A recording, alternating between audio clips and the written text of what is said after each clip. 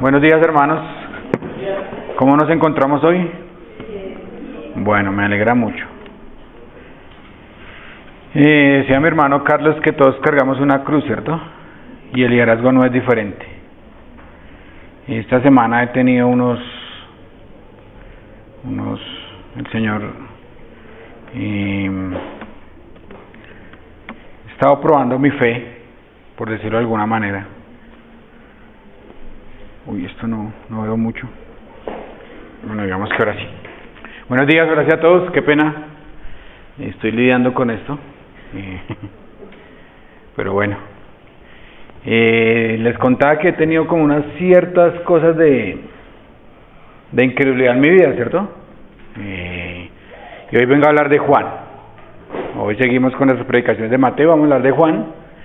Y Juan, un hombre que fue determinado por Dios para ser el que anunciara la llegada de su Hijo, un hombre que anunció a Cristo, un hombre que tuvo un nacimiento milagroso, una vida milagrosa. ¿Saben qué pasó con Juan? También tuvo un momento de incredulidad. Vayamos todos a Mateo 11, versículo 1, por favor.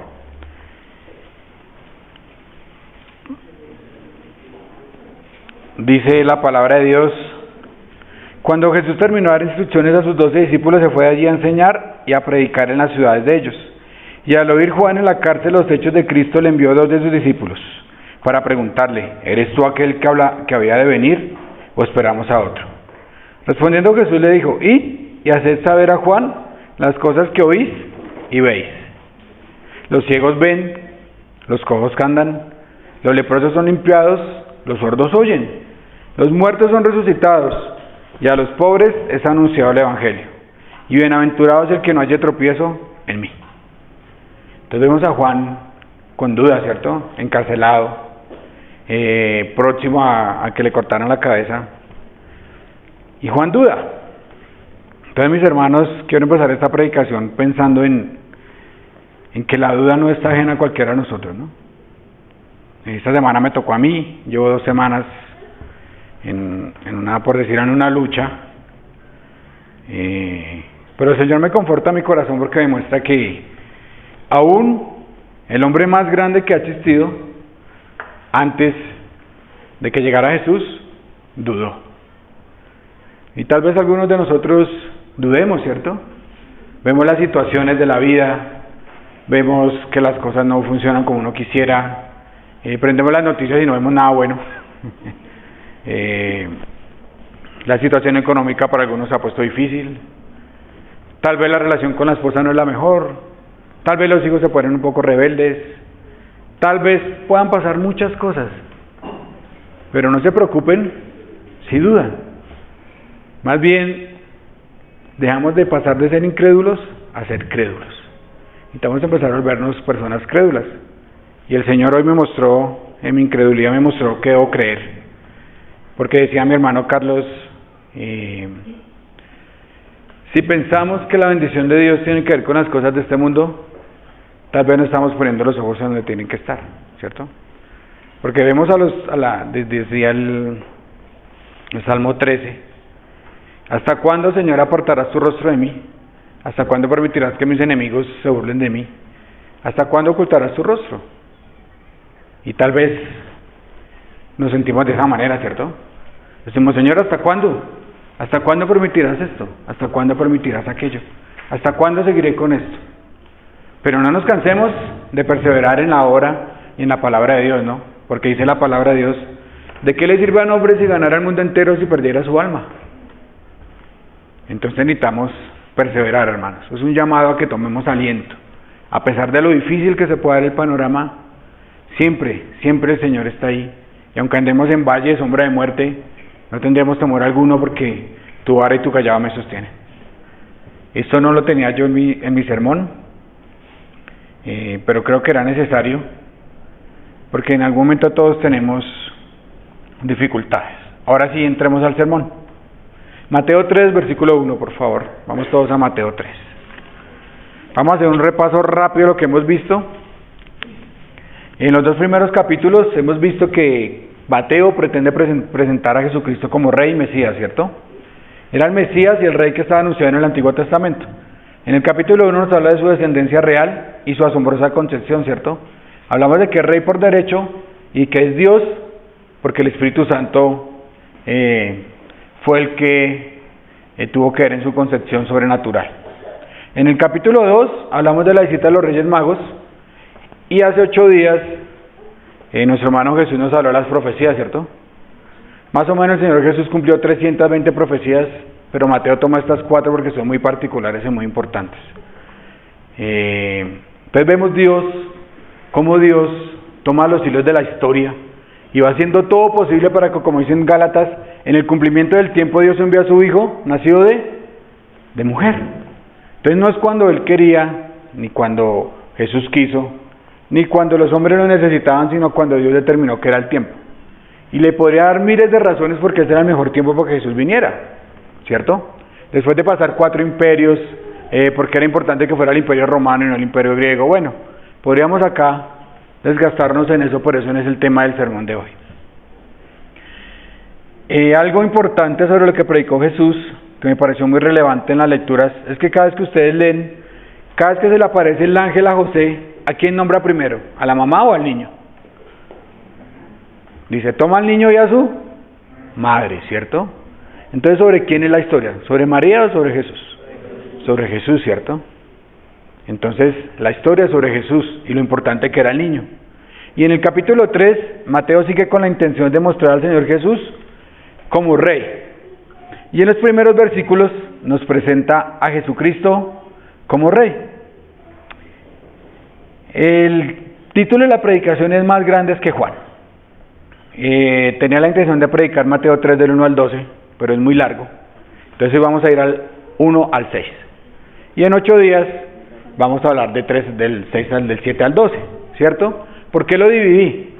Porque en 8 días, a la luz de la Biblia, quiero que ustedes entiendan si son salvos o no. ¿Sí? ¿Sí? ¿Sí? Y asómbrense porque vamos a hablar de los frutos y vamos a hablar si realmente somos salvos o no. ¿Sí me entienden, mis hermanos? Entonces en 8 días los espero acá. Va a ser una predicación bien confrontadora y tal vez para algunos va a ser desafiante y tal vez para algunos va a ser molesta, pero ese es el trabajo que el Señor me puso acá. ¿Listo? ¿Qué era un heraldo? Juan el Bautista fue el heraldo de Jesucristo. ¿Saben qué es un heraldo? Un heraldo es una persona que iba anunciando la venida del rey, ¿cierto? Los que han visto cuando en el 2014, ¿quién se acuerda que vino Carlos III cuando no era rey, cierto? ¿No se acuerdan? Con la reina consorte, con doña... No. Camila. Con Camila. ¿Y qué hicieron qué hizo el alcalde y el presidente Juan Manuel Santos? ¿Se acuerdan qué fue lo que él hizo? Mandó una avanzada y pintaron toda la 26 y recogieron a todos los indigentes, ¿cierto? Fue una polémica. Y en Cartagena también arreglaron todo y recogieron a todo lo que no era presentable para que viniera el rey, ¿cierto? Y en la antigüedad no era diferente. Siempre había alguien que anunciaba que venía el rey. Y en la antigüedad, ¿qué pasaba? Arreglaban los caminos porque estaban llenos de huecos, había inseguridad igual que ahora, no crean que era diferente. Entonces vemos cómo siempre es necesario que alguien anuncie la venida de un rey, ¿cierto? Y en este caso le tocó a Juan el Bautista. Si algún día Petro quisiera visitar acá a Bogotá, nuestra iglesia, mandan un grupo de avanzada, ¿cierto? Un grupo de policías que dicen, venga, se puede parquear aquí, no se puede parquear acá. Bueno, mal que algún día no decía venir nuestra vicepresidenta porque ¿dónde le parqueamos el helicóptero? ¿Listo? Sí, no podemos parquear el helicóptero aquí fácilmente. Pero entonces siempre hay alguien que viene y no se rían, hermanos, que es una predicación seria. Bueno, pongámonos serios. Entonces, hermanos, siempre hay alguien que anuncia la venida de la persona importante, ¿cierto? Digamos, cuando usted va a un evento, ¿han ido a un concierto? Siempre hay un telonero, ¿cierto? Siempre hay alguien que se presenta y le da la entrada al artista principal, ¿cierto? En ese caso, Juan era el heraldo, el telonero, la comitiva, como lo quieran ver, del gran rey que era Jesucristo, ¿cierto? Nuestro mensaje se divide en 5 puntos, los que quieran anotar. quién era, versículo 1, el mensaje que trajo, versículo 2, el propósito de Juan, versículo 3, el testimonio de Juan, versículo 4, y el ministerio de Juan, versículos 5 y 6. Muy rápido. Hermanos, tengo mucho tema. Bueno, se los va a repetir. 5 puntos. Primer punto, ¿quién era? Versículo 1. ¿Quién era Juan? Segundo punto, ¿qué mensaje trajo Juan? Versículo 2. Tercer punto, ¿qué propósito tenía Juan? Versículo 3. Cuarto punto, el testimonio de Juan. Versículo 4. Y quinto punto, el ministerio de Juan, versículos 5 y 6. Les prometo que voy a comprarme una impresora y les voy a entregar los sermones. No todo el sermón, pero sí por lo menos el esquema. Sí, porque no quiero que se concentren en lo que tienen que anotar, sino en lo que yo les quiero decir. ¿Listo, hermano?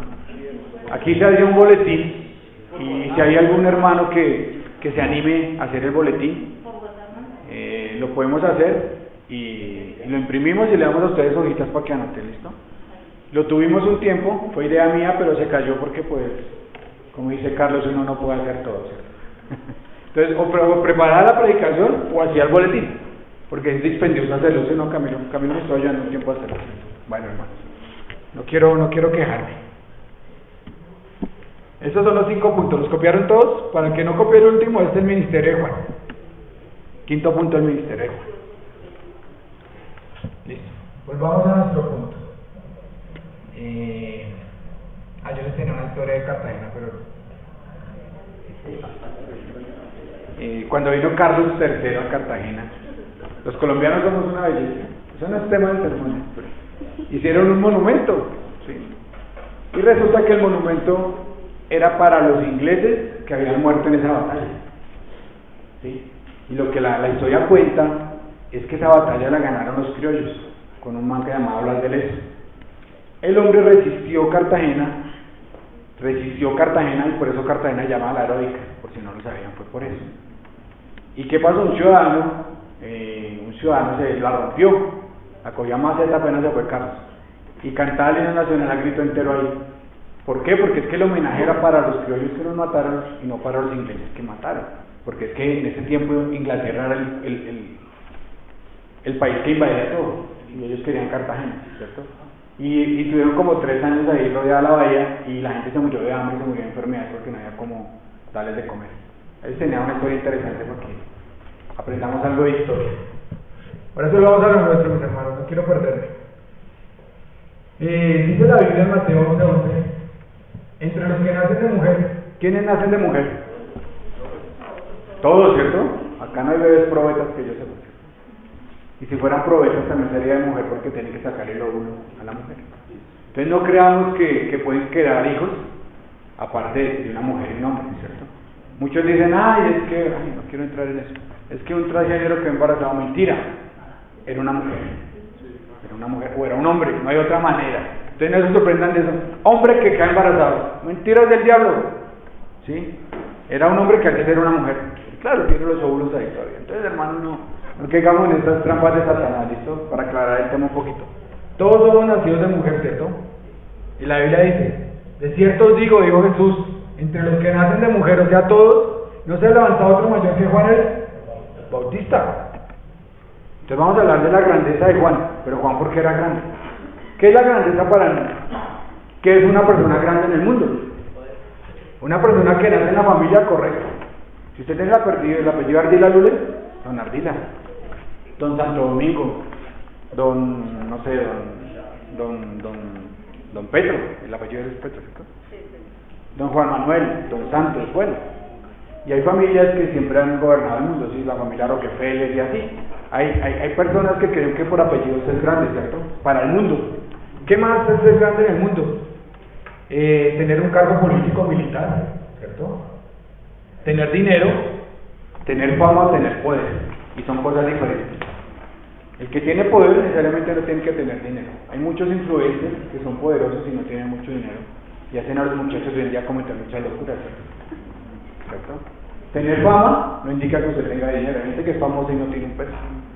Y hay dinero, y son conceptos diferentes.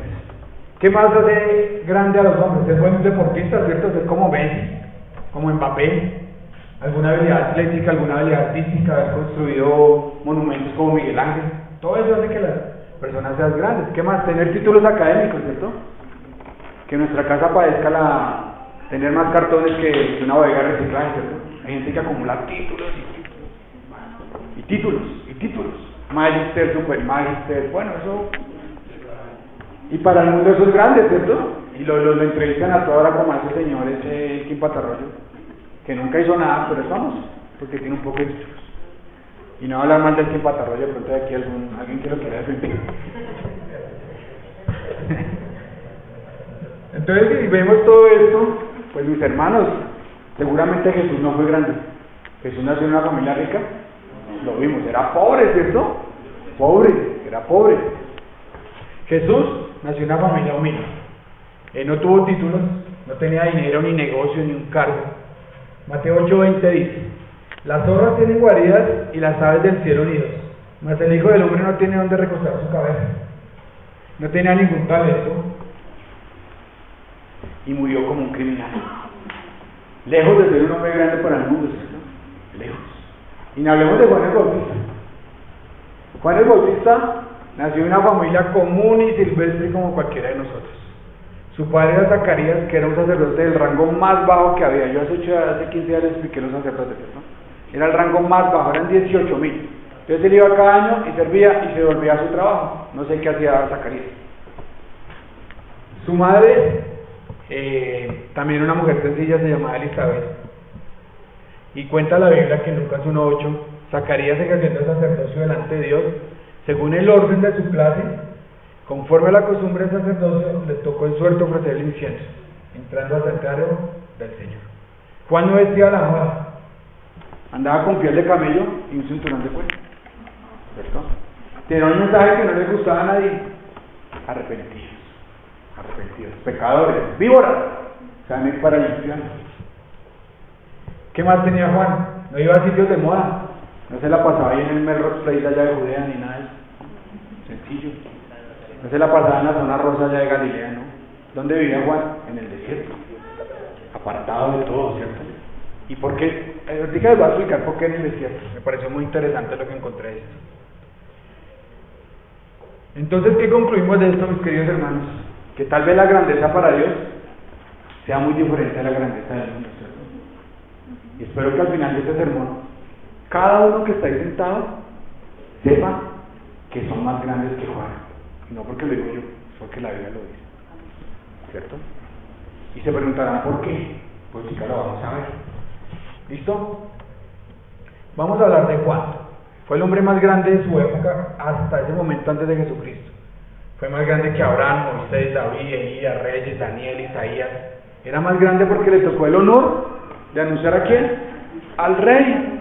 Los profetas y los reyes lo miraron de lejos, como decía mi hermano Carlos ahorita. Escribieron profecías 2000 años antes de Cristo y la salvación. Y lo miraban de lejos. Pero a Juan le tocó decir: oigan, miren, en 6 meses va a venir este hombre, les va a bautizar con el Espíritu Santo o con fuego. Entremos a nuestro pasaje, versículo 1. ¿Quién era Juan? En aquellos días vino Juan el Bautista predicando en el desierto de Judea. En aquellos días es una frase que es de transición, porque en el capítulo pasado donde dejamos a Jesús, ¿quién se acuerda? Un bebé en Nazaret, ¿cierto? Más o menos de un año. Y cuando Jesús comienza su ministerio tiene aproximadamente 30 años. ¿Han pasado? 30 años. Entonces la Biblia no es cronológica, sino va contando eventos. Pasaron 30 años y aparece Juan el Bautista anunciando que el Cristo iba a venir, ¿cierto? Y no tenemos mucha información de esos 30 años, solamente un pasaje en Lucas 39:52, que no voy a leerlo porque es muy largo, pero ustedes se lo saben, porque cuenta cuando el niño Jesús se quedó con los sacerdotes, ¿cierto? Y sus papás se fueron 2 días buscándolo y el niño allá. Y quiero aclarar una cosa ahí: Jesús no les estaba enseñando a los sacerdotes nada, La Biblia dice que Jesús estaba preguntando. Entonces vemos que Jesús se sometía a todos, se sometía a la ley, a los sacerdotes, y se sometía a sus padres. ¿Ustedes se imaginan que el hijo de padre de Jesús? El hijo perfecto. ¿Ustedes se imaginan? También debe ser difícil, ¿no? Unos porque tenemos hijos tranquilos, otros porque son muy traviesos, pero tener al hijo perfecto, hombre, eso es pensar a cualquiera. Que el hijo no le diga, haz esto, Jesús. No, papá, es que eso no se hace así. ¿Cierto? Tiene que ser, José tiene que ser un hombre piadoso, hasta donde no más, ¿cierto? Para tener el hijo perfecto. Entonces no conocemos sino eso, solamente que Jesús crecía en sabiduría y en estatura y en gracia para con Dios y los hombres. La Biblia no nos dice nada de esto, mis hermanos. Y hay libros, ustedes ven en Discovery, que dicen, el evangelio perdido de Enoch, de María Magdalena, y tratan de inventar lo que pasaron a los 30 años. ¿Sí? Incluso dicen que Jesús tuvo descendencia, que Jesús fue a Egipto a practicar las artes oscuras y que por eso podía hacer milagros cuando volvió a Judea. Bueno, se inventan cualquier cantidad de mentiras sobre nuestro Señor y Salvador. Pero como la Biblia no dice nada, entonces nosotros no creemos, sino que la Biblia dice, ¿cierto? Era primo del Señor Jesucristo, ¿cierto? Lo aprendemos en Lucas 1:36 y dice: y aquí tu parienta Elizabeth, ella también ha concebido un hijo en su vejez, y ese es el sexto mes para ella.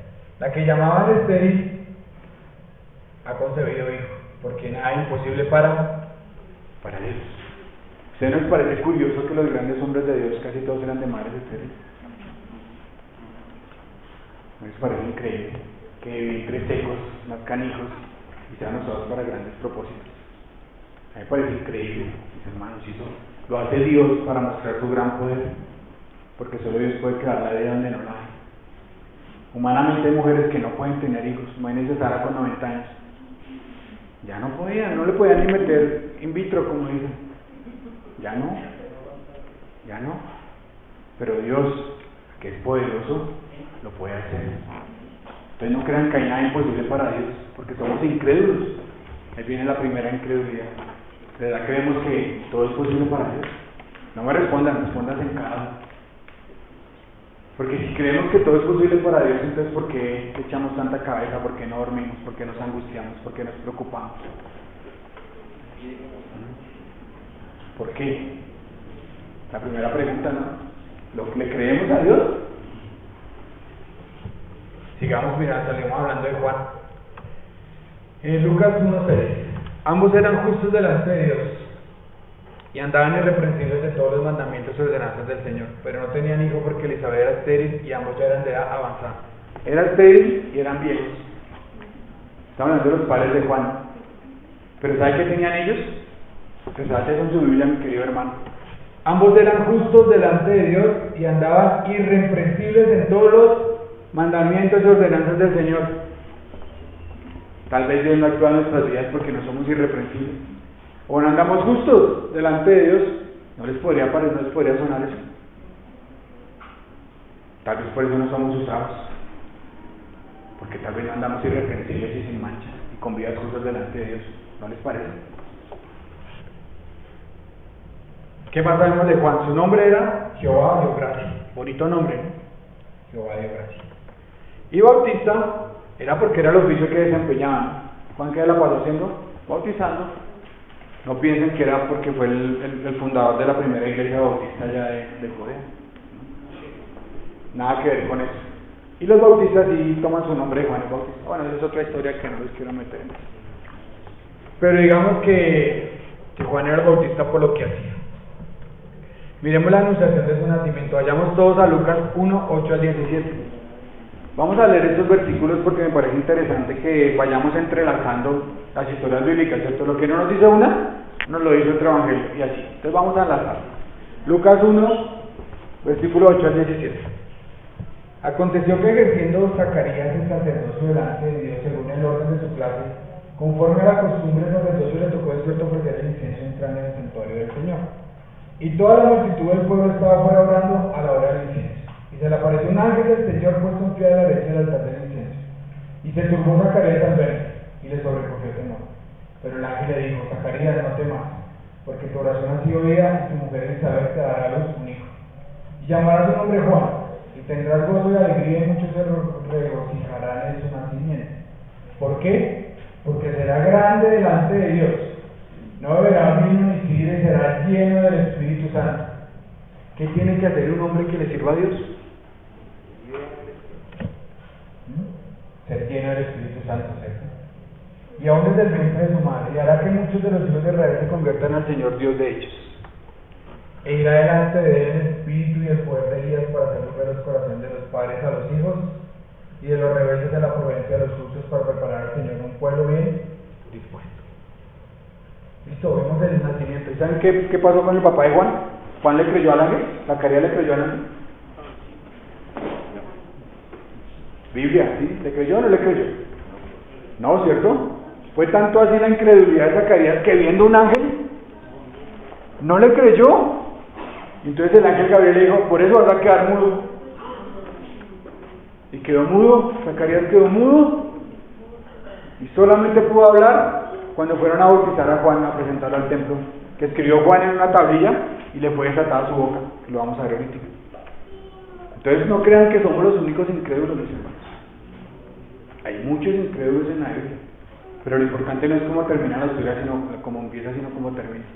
Vayamos al versículo 76, por favor. Zacarías desató su lengua y mire lo que dice: tú, niño profeta del Altísimo, serás llamado, porque irás delante de la presencia del Señor para preparar sus caminos, para dar conocimiento y salvación a su pueblo, para perdón de sus pecados, por la entrañable misericordia de nuestro Dios, con que nos visitó desde lo alto, desde el alto la aurora, para dar luz a los que habitan en tinieblas sin sombra de muerte, para encaminar nuestros pies por camino de paz. Eso fue lo que dijo Zacarías después. Soy un hombre crédulo y vio que su hijo iba a ser el que iba a encaminar a muchos a la salvación, ¿cierto? Y el niño crecía y se fortalecía en el espíritu y estuvo en lugares desiertos hasta el día de su manifestación. Aquí aprendemos dos cosas, mis queridos hermanos. Dios escoge aún antes de nacer, ¿cierto? Escogió a Juan antes de nacer, ¿cierto? Pero Dios, ¿por qué escoge? Con un propósito, ¿cierto? Dios no escoge porque si Dios no sale, a usted lo quiero, a usted no lo quiero. No. Dios escoge con un propósito. Porque el propósito de Dios se ha de cumplir. Por eso dice la Biblia que hasta en Brayitas me recuerda eso que dice que ha escogido al malo para el día. No, pero no lo quiero buscar, me lo quiero aprender de memoria. Tú te lo sabías. Ha escogido el malo para el día. Me fue la palabra. Aún el impío para el día malo. Entonces la gente en el infierno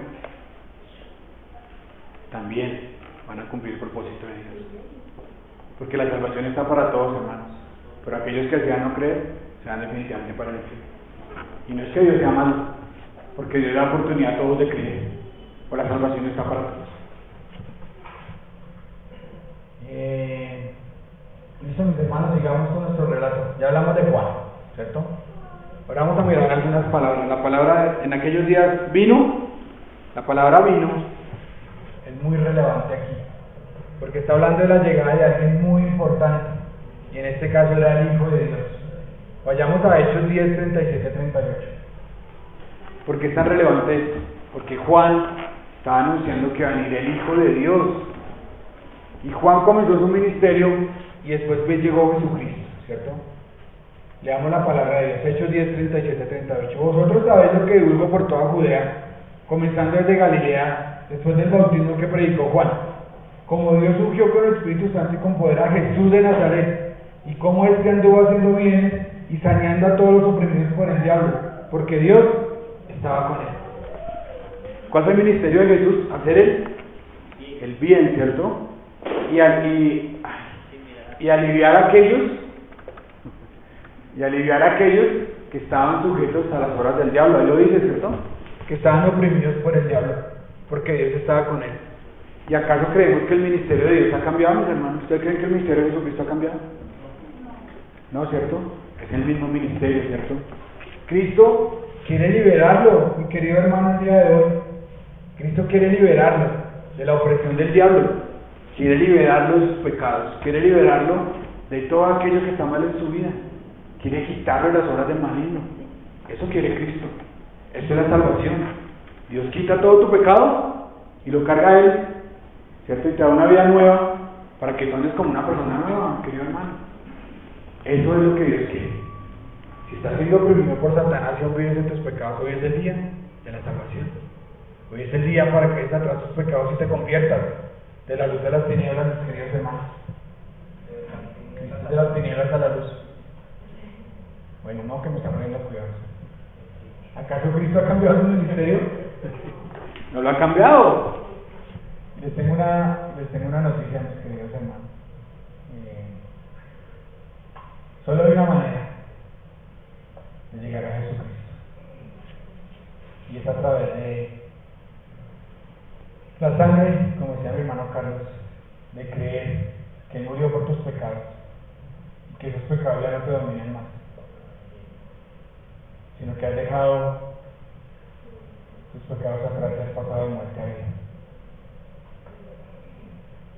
Predicando en el desierto de Judea, predicando, esta palabra habla de una persona que era escogida para anunciar con voz fuerte y siempre andar diciendo: viene el rey, viene el rey, viene el rey. ¿Ustedes creen que Jesucristo es su Señor? Amén. Tres, amén. ¿Ustedes creen que Cristo es su Señor? Amén. Eso. Pues les tengo una noticia. ¿Acaso nosotros no somos funcionarios de Dios? ¿Ustedes creen o no creen? 2 Corintios 5, versículo 20, por favor. Subrayen en su Biblia. Así que somos embajadores en nombre de Cristo. Como si Dios rogase por medio de nosotros, os rogamos en nombre de Cristo, reconciliados con Dios. ¿Usted es embajador de Cristo? ¿Usted realmente va por las calles gritando: Cristo murió por ti y te va a salvar del fuego eterno? Entonces no somos funcionarios de Cristo, hermano, no nos engañemos. Juan, ¿qué hacía? Iba y gritaba ¿en dónde? En el desierto. Y la gente lo oyó. Claro, digamos a leer que multitudes completas llegaban a Juan. Entonces estamos haciendo el ejercicio de ser embajadores de Cristo. Realmente lo estamos haciendo y estamos rogándole a los hombres: por favor, cree en Cristo para que tú seas salvo y no te vayas para el infierno. ¿O nos quedamos callados y somos cristianos de la secreta, como me gusta decir a mí? Solamente saben que es cristiano los que los vemos acá y nadie más sabe. ¿Y acaso Juan, qué anunciaba? La primera venida de Cristo, ¿cierto? ¿Y nosotros qué anunciamos? La segunda venida, ¿cierto? ¿Realmente creemos que Cristo va a venir? Y lo anunciamos y le decimos a las personas: arrepiéntete antes de que Cristo venga porque te vas a ir al lago de fuego. Y no solamente lo podemos anunciar con palabras, mis hermanos. Juan, ¿cómo lo anunciaba? Viviendo una vida como justa, ¿cierto?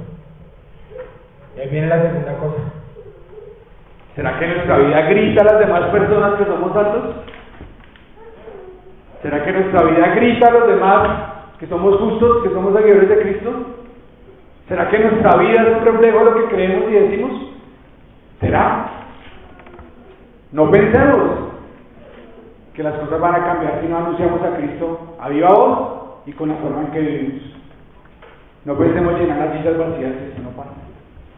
No pensamos levantarnos de nuestros asientos a cumplir la obra del ministerio, a menos que queramos esto, que somos embajadores de Cristo y tenemos un trabajo. Dios no nos salvó para llenar el cielo, hermanos. Dios nos salvó para hacer su obra, que es que seamos embajadores en esta tierra. Esa es la obra que tenemos que hacer. Si eso no es con lo que tú te levantas todos los días pensando, hermano, tal vez no has entendido el Evangelio. Tal vez no lo has entendido. Sigamos. En el desierto de Judea. Estuve mirando la geografía de allá del desierto de Judea. Y eso es bien desértico. Queda en el extremo sur del Valle del Jordán. Eso allá no crece nada. Eso allá sí es desierto, desierto, desierto. ¿Y por qué desierto? ¿Ustedes por qué se imaginan que Juan anunciaba en el desierto? Porque era donde está el cuerpo más débil. No, podría ser, bueno, una buena interpretación. ¿Era qué? No, tampoco. No, La razón es muy sencilla. Juan quería anunciar que todos tenían que cambiar, ¿cierto? Y Juan tenía que demostrar con su vida que él no estaba en el sistema. ¿Cierto? ¿Cuál era el sistema? Jerusalén en el templo y todo el mundo ahí. Y ore, y lleve sacrificio, y ore. ¿Y Juan para dónde se fue? ¿Para el templo? Para el desierto, ¿cierto? A estar aislado de todo ese sistema que tenían. Eso fue lo que hizo Juan. Se aisló del sistema. Juan dijo, no, yo no quiero saber de esto. No quiero saber ni de fariseos, ni de saduceos, ni de esenios, ni de sacerdotes, ni de alto. Juan dijo, yo me voy a mi comunión con Dios. Y se fue al desierto. Por eso se fue al desierto. Invitaba a la gente al desierto, ¿para qué? Para que escucharan sus palabras lejos del sistema, mis queridos hermanos, lejos del sistema. Juan no los quería hablar ahí en el sistema, porque vean al templo, ¿y saben qué pasa? Otra vez al templo. Juan los llevaba al desierto para que se olvidaran de todo lo que era, de todo lo que habían aprendido. Y eso deberíamos hacer nosotros, queridos hermanos. Tengo un ejemplo ahorita de eso. Camilo 8 decía Filipenses 3:8. Y ciertamente aún estimo todas las cosas como pérdida por la excelencia del conocimiento de Cristo Jesús mi Señor, por no sé cuál he perdido todo y lo tengo por estiércol para ganar a Cristo. Ese es el sentimiento de un creyente, decía nuestro hermano Carlos Uri. ¿Cómo nos va con eso? ¿Será que estamos en el sistema y no nos hemos dado cuenta? Y al sistema me refiero a lo que el mundo quiere. ¿Qué quiere el mundo? ¿Qué quiere el mundo? El mundo dice, consigue dinero, sé famoso. El mundo dice, tienes que tener muchas cosas, tienes que, bueno, el mundo dice, y el mundo dice, y el mundo dice. Y con esto no estoy invitando a que hagamos un grupo y nos vayamos a ir a una montaña. Porque típicamente no, Alejandro dice que nos tenemos que ir a una montaña a vivir para no ser pecados. No, lejos de eso, porque donde tú vayas, tu pecado va a ir contigo. El problema es el pecado en tu corazón, no es lo que tú hagas por fuera, el pecado en tu corazón. Allá vas a sentir el mismo deseo malo que sientes acá. Por eso la vaina de los retiros y todo eso no sirve, a menos que usted decida realmente dejar su pecado y entregarse a Jesucristo. Y estamos en nuevas criaturas. Ustedes me dirán, muy lejos, pero ¿cómo lo hacemos si estamos en el mundo? Claro, estamos en el mundo, pero ¿sabe qué dice Jesús? Vayamos a Juan 17, 14, 16. Ustedes me dicen, estoy en el mundo y tengo que estar en el mundo. Claro que sí. Pero una cosa es que estén en el mundo y otra cosa es que sean del mundo. Juan 17, 14 dice, yo les he dado su palabra y el mundo los aborreció porque no son del mundo como tampoco yo soy del mundo. Ruego que los quites del mundo, no que los quites del mundo, sino que los guardes del mal. No son del mundo como tampoco yo soy del mundo. ¿Cómo la ven? Estamos en el mundo pero no somos del mundo. ¿Será que estamos en el sistema tan metidos, hermano? ¿Alguno vio la película Matrix? ¿Cierto? Para mí, pensando en esto, eso debería ser un cristiano. ¿Qué pasa conmigo cuando lo desconecto? Sale del mundo real que le tenían montado. Ese es el sistema. ¿Y qué comienzan a hacer ellos? A pelear contra ese mundo, ¿cierto? Y con eso no estoy diciendo que eso es una película cristiana, porque ahí se burlan de la religión. Porque el niño resucita y resucita a otros, y el niño vuela y hace todas estas cosas. ¿Listo, mis hermanos? Pero es un buen ejemplo, ¿no les parece? Usted como cristiano tiene que desconectarse y salir de esa realidad del mundo y salir de ese sistema que nos tiene. ¿Y usted cómo sabe que está en el sistema? Pues si quiere las cosas del mundo.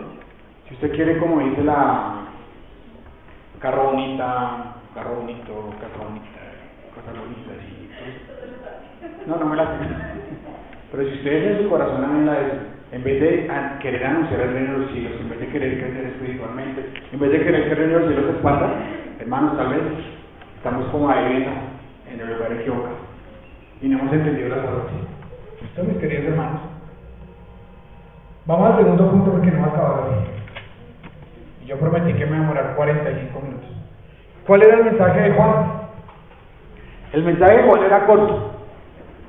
Esa es una habilidad que el Señor no me dio a mí. Yo no puedo ser corto ni mensaje. Juan decía dos cosas: arrepentidos, porque el reino de los cielos se divide en dos partes. La primera, arrepentidos. Vamos a hablar de arrepentimiento. Que se usa mucho, ¿cierto? Pero ¿cuál es el verdadero arrepentimiento, mis queridos hermanos? El primero es la palabra griega, yo no sé griego, por eso no me gusta hablar de griego, metanoeo, da la idea de ser algo más que remordimiento y tristeza, da la idea de un cambio de dirección, que si usted va para el norte, vuelva para el sur. Pero ¿cómo pasa ese arrepentimiento verdadero, mis hermanos? Tiene tres aspectos importantes. El primero es mental, que usted entienda que es pecador. El segundo es emocional, que usted sienta que es pecador. Y el tercero es volitivo, de su voluntad, que usted deje de hacer lo malo y comience a hacer lo bueno. Porque usted puede sentir mucha tristeza, pero si no deja de hacer lo malo, mi hermano, se va para el infierno. Así de sencillo. No hay más. Usted puede pensar que es pecador, puede llorar. Hay mucha gente en la Biblia de hombres que pasó eso. Judas, él dice se arrepintió, porque pero Judas no se arrepintió porque quisiera dejar de hacer lo malo. Si hubiera querido dejar de hacer lo malo, se va y avisa: Señor, venga, o hace alguna cosa, ¿cierto? Como Pedro, que no vuelve a negar al Señor. La idea es alejarse de lo malo y comenzar a hacer lo bueno, dejar el pecado y tener vidas justas. 2 Corintios 7:10, por favor. Porque la tristeza que es un Dios produce arrepentimiento para salvación, del que no hay que arrepentirse. Pero la tristeza del mundo produce muerte. O sea que si usted peca y se siente muy triste, hermano, no le sirve para nada. Porque si al otro día vuelve a hacer lo mismo, no le sirve para nada. Puede sentirse triste todos los días. Pero si usted no cambia y comienza a hacer lo bueno, si usted va para allá y no comienza a hacer para acá, hermano, lo más probable es que usted vaya por el camino ancho y no por el camino estrecho. Porque hay mucha gente que siente remordimiento pero sin arrepentimiento. ¿Por qué se ponen tristes? Por las consecuencias del pecado. Tal vez porque pensamos que si pecamos nos van a quitar el cielo, o porque si pensamos que si pecamos nos vamos a perder las bendiciones, o por vergüenza. ¿Ustedes tienen miedo que les fuera ese pecado por vergüenza? Por el escarnio social, que tal vez lo pillen haciendo algo malo y digan: me pillaron, ahora me van a avergonzar y me tengo que ir a dejar, me va a pasar aquí al frente y va a decir que yo pequé y me toca pedir disculpas a toda esa iglesia. ¿Sí? Si es por eso, están equivocados, mis hermanos. Ustedes, porque tienen que sentir arrepentimiento, porque ustedes pecan. Cada vez que pecan contra un Dios justo y santo. Ese es el motivo para no pecar. Las otras dos es orgullo humano. ¿Sí? Porque la vergüenza es de hombre. Entonces, mis hermanos, eso es un llamado, y no voy a extenderme más en esto porque la predicación dentro de 8 días. Vamos a la tierra con el de la piedra. Vamos a ver los hombres de la Biblia que no se arrepintieron de verdad y se fueron para el infierno. Entonces, mis queridos hermanos, el arrepentimiento genuino es eso: entender que soy pecador, sentirme pecador, y como me siento pecador, entender que peco contra Dios y ya dejar de hacer lo que ofende a Dios. Esa es la salvación. Esa es la salvación. Venía predicando el reino de los cielos. Yo creo que ese es el término más complejo en la Biblia. Y voy a tratar de hacerlo sencillo, ¿listo? Hay muchos... Catalina, no asusta al niño. Catalina. Hay mucha pelea sobre el reino de los cielos y el reino de Dios, ¿cierto? Y ustedes ven a teólogos sacarse los ojos allá por eso. Pero para mí, y lo que enseña la Biblia, y lo que estudié, es que son iguales. El reino de Dios y el reino de los cielos son iguales. Simplemente Mateo saca el reino de los cielos porque los judíos no escriban el nombre de Dios. Por esa sencilla razón, no era. Entonces Mateo dice el reino de los cielos. ¿Pero qué es el reino de los cielos? ¿Qué se imaginan ustedes que es el reino de los cielos? ¿El cielo? Entonces aquí Dios no gobierna. Pues, pregunto yo, ¿cierto? ¿Acaso Dios no gobierna en toda su creación? Entonces digamos que el reino de los cielos es toda parte donde Dios ejerce un control y una soberanía sobre todas las cosas, ¿cierto? Y el reino de los cielos tiene dos aspectos: uno interno y uno externo. Uno externo es que todas las personas dicen creer en Dios, ¿cierto? Y acá hay muchas personas que dicen creer en Dios, ¿cierto? Ese es el externo. Todos aquellos que dicen creer en Dios. ¿Recuerden las parábolas de Mateo 13? El Señor dice, en el granero hay trigo y cizaña, pero dice que es el reino de los cielos. Hay peces buenos y peces malos, ¿cierto? Es un árbol grande donde vienen aves de todo tipo, buenas y malas.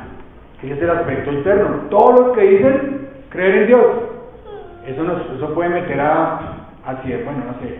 Yo leí hace poquito que la religión más grande es la cristiana porque tiene más de 2.000 millones de seguidores. Pero ese es el aspecto externo. Ahora el interno es solamente aquellos que han creído realmente en Jesucristo, y cuando lleguen al arrebatamiento van a salir. Seguramente cuando llegue el arrebatamiento, hay una película que me conmociona mucho, todos suben menos el pastor. Entonces el punto es ese: entre las iglesias hay personas que son verdaderos creyentes y personas que no, ¿cierto? Eso tenemos que tenerlo claro, mis hermanos. Pero como yo no soy Dios para mirar el corazón a todos ustedes y decirle, ay, usted es salvo, ay, usted no es salvo, ay. Entonces solamente cuando el Señor mande a los ángeles a recoger la cosecha, se va a saber la verdad. Y tú vas a tener varias sorpresas, ¿cierto? Tal vez veamos algunos que dijimos, uy, debería estar en el cielo, pero no. ¿Cierto? Vamos a tener varias sorpresas en el reino de los cielos. Y el reino de los cielos se manifestaba de 5 maneras. La primera, Dios anunció que iba a haber un rey que iba a reinar en la tierra, que era su hijo Daniel, ¿cierto? Ese es el reino profetizado. El reino profetizado. Ahora, la segunda parte del reino, el reino anunciado. ¿Qué hizo Juan el Bautista? El reino de los cielos se ha... ¿Qué dijo Jesús? El reino de los cielos se ha acercado, ¿cierto? Entonces vinieron a anunciar el reino. Oigan, miren, el reino viene. El reino que Dios profetizó ya está aquí, y yo soy su rey. ¿Pero qué hicieron los judíos? Mataron a Juan y mataron a Jesús. Entonces, por eso el reino no les fue dado. Les tengo una noticia: donde ellos hubieran creído en Jesús, hubieran entrado al reino, Cristo, a los 1000 años, y al reino eterno. Nos hubiéramos ahorrado esos 2000 años de historia. O hasta la venida del Señor, ¿cierto? El cuarto aspecto, tercero, es el reino rechazado, que estaba hablando ahorita, ya me pasé el tercero. Entonces ellos a crucificar a Jesús, y entonces Dios no gobierna, Cristo no está gobernando. Ahora tenemos un reino en misterio, que quiere decir que Cristo gobierna en todos los corazones de los que han creído en Él. Ese es el reino misterio, el reino rechazado. Cristo está gobernando camino aquí en esta tierra, pero en los corazones de aquellos que creen en Él. ¿Listo? Los demás. Y eso no quiere decir que Dios no sea soberano, que es otro tema. Y no quiero entrar en eso porque nos dilatamos. El próximo reino, ¿cuál será? El reino manifestado. Los 1000 años, cuando Cristo venga, ponga sus piecitos y gobierne 1000 años con vara de hierro. Y el otro estado es el estado eterno, que es el reino eterno, el reino venidero, cuando Cristo realmente va a gobernar por la eternidad con todos nosotros. Espero que todos nosotros, ¿cierto? ¿Quién dice amén? Amén. Espero que todos, pero la cara a todos en el cielo. Sí, no espero extrañar a ninguno. Porque es el momento de que si tú no estás, puedas estar. Es una invitación. Cuarto punto, el propósito de Juan. Me quedan 2 nomás y son corticos. 10 minutos, prometido. Que Carlos me entregó tarde. No me hagas sacar. Es un chiste, hermano, para que se rían.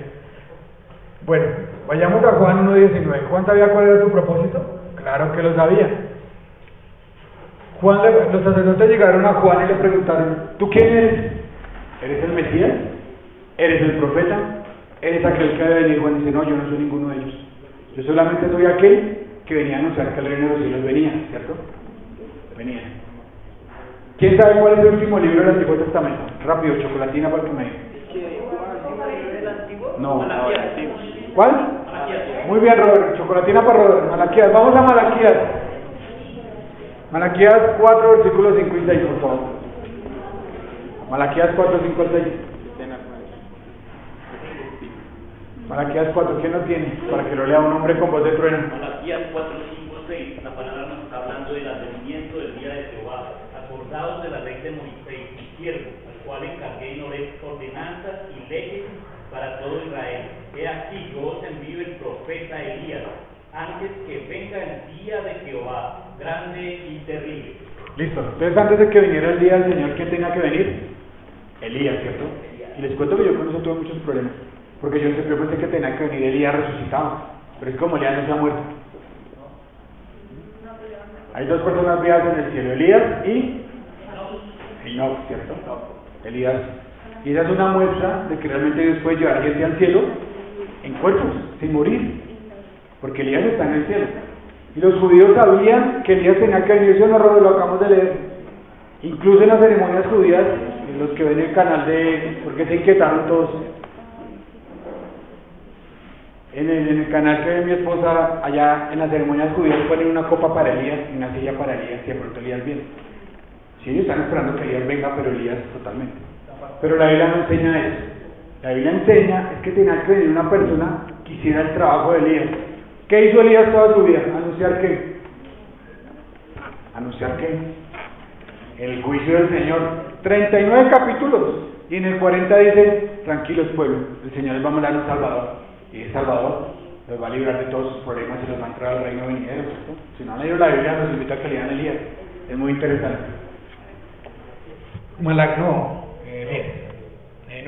Isaías. Me perdí yo mismo. Entonces todo el mundo sabía que Elías iba a venir, ¿cierto? Pero no era Elías, mi querido hermano. Era la persona que iba a hacer lo de Elías. Y el Señor Jesús también lo dijo. Mateo 17:10. Dice que Elías ya había venido, pero que los sacerdotes lo mataron. Lo mataron. Y ahora ¿qué tiene que pasar? Tiene que venir otro Elías a anunciar el reino para la segunda venida de Cristo. Y ahí vendrán los dos profetas de Apocalipsis. Y no quiero meterme en eso porque lo vamos a ver cuando lleguemos a Apocalipsis. A la verdad, Elías viene primero y restaurará todas las cosas. En otras palabras, Elías ya vino. ¿Qué más hacía Elías? Ya la función de Elías de Juan, ¿cuál fue? Anunciar el reino. Anunciar el reino. No tenía otra función. Anunciar que el Mesías venía. ¿Listo, mis hermanos? Este fue su propósito, su testimonio. Leamos el testimonio, versículo 5. Y Juan estaba vestido de pelo de camello y tenía un cinto de cuero alrededor de sus lomos, y a su comida eran langostas y miel silvestre. Si quieren hacer dieta, esa es una buena dieta. Seguramente bajamos de peso, ¿cierto? Todos comiendo miel y langostas. Y no piensen que es langosta esa que tiene cola de antena, no, eran saltamontes. ¿Y por qué hacen? Pues les cuento que los que comen, bueno, ¿saben qué son artrópodos? Es una categoría de insectos. Y hay artrópodos terrestres y artrópodos marinos. Entonces, cada vez que usted come langostino, casi come camarón, casi come langosta, casi come jaiba, está comiendo insectos. Son insectos del mar. Pero a los del mar hacemos, y a los de la tierra hacemos, yo comer saltamontes, no, ni por el berraco. Pero les cuento que en Arabia todas comen saltamontes. En el desierto, cuando hay pobreza, es un festival cuando llegan las langostas porque las cogen y las fritan y se las comen hasta ahí. Y el Señor dio permiso de comer esos insectos en Levítico 4, versículo no me acuerdo, pero Él dio permiso de comer 4 clases de insectos. ¿Listo, mis hermanos? Un vestido de cuero y un cinturón. Tremenda moda la de Juan, ¿cierto? ¿Y qué hacían los sacerdotes? Vestirse con sus largas túnicas y decir, miren, aquí estamos sus líderes. ¿Y qué decía Juan? No, yo me voy al desierto, porque allá el piel de camello dura mucho y el cuero también. ¿No les pareció un testimonio para esa gente de la vida de reprensión de Juan? ¿Cómo nos va con eso, mis queridos hermanos? El punto otra vez. ¿Será que nuestra vida es así?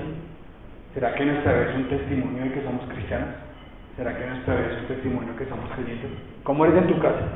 ¿Cómo eres con tu esposa? ¿Cómo eres con tus hijos? ¿Cómo eres en el trabajo? ¿Cómo eres en la universidad? ¿Cómo eres cuando sales de aquí? ¿Cómo somos? ¿Realmente nuestra vida grita que somos creyentes? ¿O no? O nadie sabe, o nos da pena decir, o nos escuchan todos los días ya peleando y maltratando y agarrados. ¿Cómo es nuestro testimonio? Si la vida de Juan fue esa y él se apartó para dar testimonio a otros, ustedes tienen que apartarse, como el pueblo santo de Dios, como el pueblo elegido. Porque ahora ¿saben dónde ve la gente a Cristo? ¿Dónde lo ven? ¿En la iglesia ya del 20? ¿Crucificado? No, lo ven en cada uno de ustedes. Ustedes son cristianos porque son Cristos pequeños. Esa es la palabra cristiano, Cristos pequeños. ¿Cómo nos va con eso? Porque como no podemos ver a Dios ni a Cristo, entonces la gente ¿cómo lo ve? través de la iglesia. Pero hay gente que dice, no, yo para ser como él, me quedo con esto. Su ministerio, versículo 6, y acabamos. Y eran bautizados en el Jordán confesando sus pecados. ¿Hubo gente que le creyó a Juan? Claro, versículo 5, él lo dice. Y salía de Jerusalén y toda Judea y toda la provincia alrededor del Jordán. Había siempre gente ansiosa de conocer al verdadero Dios. Y salían a que fueran bautizados.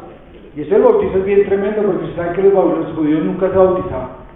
¿Quiénes se bautizaban? Los gentiles para volverse judíos. Pero un judío bautizarse, nunca. Entonces Juan les decía, vengan, acérquense porque tienen que meterse en el agua y bautizarse y arrepentirse de sus pecados, porque ustedes no van a entrar al cielo por ser hijos de Abraham, no van a entrar al cielo por ser hijos de Moisés, no van a entrar al cielo por seguir la ley, van a entrar a la ley, van a entrar al cielo por cambiar sus vidas. Ese fue el mensaje de Juan, y el mensaje es el mismo hoy en día. Usted no va a ir al cielo por ser católico ni por ser cristiano, usted va a ir al cielo porque su vida cambió, ahora tiene obras de justicia, tiene frutos de arrepentimiento en su vida. Porque ustedes me dicen, muéstrame su fe, y yo te digo, muéstrame tu obras. Porque la fe sin obras es muerte. Entonces no pensemos que vamos a ir al cielo por ser muy religiosos. No pensemos que vamos a ir al cielo por no comer pescado y carne. No pensemos que vamos a ir al cielo por aventar ramos hoy allá. No lo pensemos. Lejos de eso. Vamos a ir al cielo porque tenemos vidas cambiadas, porque somos testimonio de Cristo en la tierra. Eso es lo que nos va a llevar al cielo. Nada más, mi querido hermano, no se engañe, ni viva engañado. Mi propósito es de que esta iglesia, si hay algunos que solo están convencidos, realmente se vuelvan a convertir. Si hay algunos que son cizaña, que se vuelvan trigo. Y que todos comencemos a crecer en el reino de los cielos.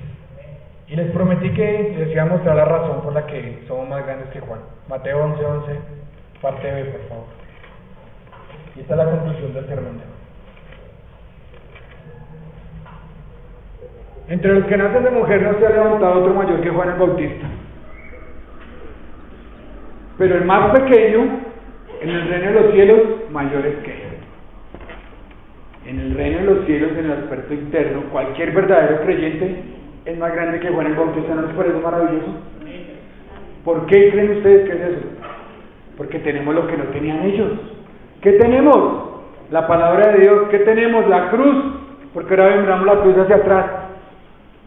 Tenemos todo lo que ellos no tenían, queridos hermanos. Entonces, ¿usted cree que es muy pequeño? No. Usted es más grande que Juan. Pero ¿sabe qué hizo Juan para ser grande delante de los ojos de Dios? Anote estos 6 conceptos para que los tengan ahí guardados. Y esto es lo más importante de toda esta predicación. Y quiero que guarden esto. Primero, fue grande porque obedeció la palabra de Dios. Desde el comienzo que fue llamado Juan, Dios le dijo, váyase para el desierto. Y dijo, no señor, es que ya hace mucho calor. Y yo quiero ponerme esta túnica de camello. Y ay, es que este cuero no, es que me gusta. No, Juan fue hizo lo que Dios le mandó. ¿Será que somos obedientes a la palabra de Dios? Segunda cosa, mi querido hermano, lleno del Espíritu Santo. Y ya hablamos que la llenura del Espíritu, y vuelvo y les digo, es estar estudiando la Biblia, estar lleno de la palabra de Dios. Colosenses 3:16, Efesios 3:18. Ser llenos del Espíritu Santo es estar llenos de la palabra de Dios. ¿Cómo les va con el estudio de la Biblia? Lo he extrañado mucho a ustedes los miércoles, a la gran mayoría. Tercer lugar, fue grande porque tenía dominio propio. Se fue al desierto a comer miel y langosta. ¿Cómo les va con su dominio propio? ¿Será que nos levantamos con el ánimo de estudiar la Biblia, con el ánimo de orar, o preferimos quedarnos acostados, o nos entretenemos en la novela, o nos entretenemos en otras cosas, y no sacamos el tiempo para Dios? Esta mañana les mandé un devocional en el grupo del WhatsApp, pero lo lean, para que entendamos que la venida aquí no es simplemente para que necesitamos algo, sino porque es el momento en que nos encontramos como pueblo y podemos alabar al Señor como un solo cuerpo, mis hermanos. Es por eso que venimos acá. Cuarta cosa, fue grande porque era humilde. ¿Qué dijo Juan de sí mismo? Yo tengo que menguar para que Cristo... ¿Será que esa es su consigna en la vida? Ser cada día menos tú y que cada día Cristo sea más formado en ti. ¿Será que peleamos contra nuestros malos deseos, contra nuestro orgullo? ¿Será que peleamos contra lo que queremos? ¿Y queremos que Cristo se forme en nosotros? ¿O cómo nos va con eso, mi querido hermano? ¿Cómo nos va con eso? Quinto lugar, Él fue grande porque proclamó la palabra de Dios. ¿Qué dijo Juan cuando vio venir a Cristo? He aquí el Cordero de Dios que quita. ¿Cómo les va con eso? ¿Proclaman la Biblia? ¿Proclamamos la palabra de Dios? ¿No nos avergonzamos de ser cristianos? ¿Será que les hablamos a todo el mundo de lo que Cristo ha hecho por nosotros? ¿Cómo nos va con eso? Y última cosa, no solamente proclamaba la palabra de Dios, sino que ganaba gente para Cristo. Porque Juan hizo que muchos se arrepintieran de sus pecados. ¿Cómo nos va con el evangelismo, mis queridos hermanos? ¿Será que estamos esperando que esta silla la lleve el pastor? Una buena pregunta. ¿Cómo nos va con el evangelismo? ¿Proclamamos a Cristo? ¿Y queremos que la gente se arrepienta de sus pecados? ¿De verdad lo queremos? Porque una cosa es que lo diga de verdad, otra es que lo queramos. Realmente nos ardemos de angustia pensando que la gente se va al infierno. O los miramos y decimos, ¿eso no es problema mío? Nos preocupamos por los familiares que van a recibir para el infierno, por los vecinos, por los compañeros de trabajo. ¿Cómo nos va con eso? ¿Realmente sentimos el dolor de que van para el infierno o somos cristianos indiferentes? Como yo ya voy del bus, pues que los demás miren cómo se suban. ¿Será que hacemos así? Entonces, mis hermanos, les dije que les iba a mostrar que los cristianos somos más grandes que Juan. Y no me refiero a piedad, porque tal vez Juan era el hombre más piadoso, pero sí me refiero a cosas que tenemos que Juan no tenía. Entonces los invito, querida iglesia, a que tengamos un arrepentimiento verdadero, a que dejemos de estar haciendo obras malas y mostremos con nuestra vida y con el fruto que realmente somos creyentes. Que hemos de tener dobles vidas, que seamos cristianos con convicciones como fue Daniel, como fueron Abednego, como fueron esos hombres que prefirieron morir antes que faltar a Dios. ¿Cómo nos va con eso? ¿Preferimos aceptar las cosas de los hombres antes que faltar a Dios? ¿Será que preferimos que no nos usen? ¿Será que preferimos conservar el trabajo con tal de que así nos sirven a Dios? Amado Dios, Padre del cielo, te damos gracias por esta preciosa torre de refugio, por esta pequeña manada, Señor. Yo oro, Señor, porque ya que hay una persona, Señor, que no se haya arrepentido realmente, que tú la toques hoy en el poder de Jesucristo, Señor. Y tú la pases de muerte a vida, Señor. Que ella entienda que es una pecadora, que sienta que es un pecador, Señor. Y que ya no haga malas obras malas, Señor, sino que haga obras buenas de arrepentimiento, Señor. Que podamos creer que para ti no hay nada imposible, Señor.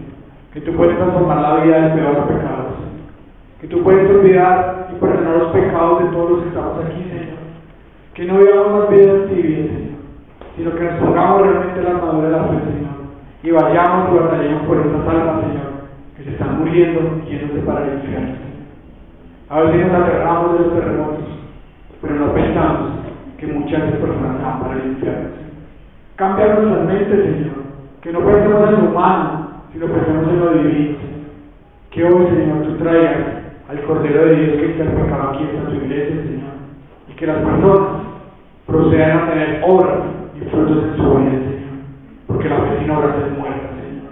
Podemos decir que tenemos mucha fe, pero si no tenemos obras para mostrar esto, Señor, tal vez seamos solo seguidores, pero realmente no hemos creído en ti, Señor. Ayúdanos a ser tus discípulos, Señor, que esta iglesia crezca, Señor, en el poder de la predicación, en el poder del evangelismo, Señor, que nos movamos, Señor, porque si no nos movemos, vamos a morir, Señor. Ayúdanos, Señor, a que después de dar un fruto de arrepentimiento, podamos dar fruto de justicia, después de dar un fruto abundante, para que esas semillas caigan en otra tierra y esa tierra dé más frutos, Señor. Te alabamos, Señor, porque tú eres bueno, y tú nos perdonas, Señor, y tú eres el Dios de todas las oportunidades por obrar misericordia, Señor. Ayúdanos a cambiar, Señor, Ayúdanos, Señor, a que tu palabra nos motive a lanzarnos de la ciencia y que hagamos la obra a la que tú nos has llamado, que ser embajadores de Cristo, llevar tu mensaje a todas las naciones, Señor. Gracias, Señor. Doy gracias por esta congregación, en el poderoso nombre de Jesús. A ti hemos orado, Señor.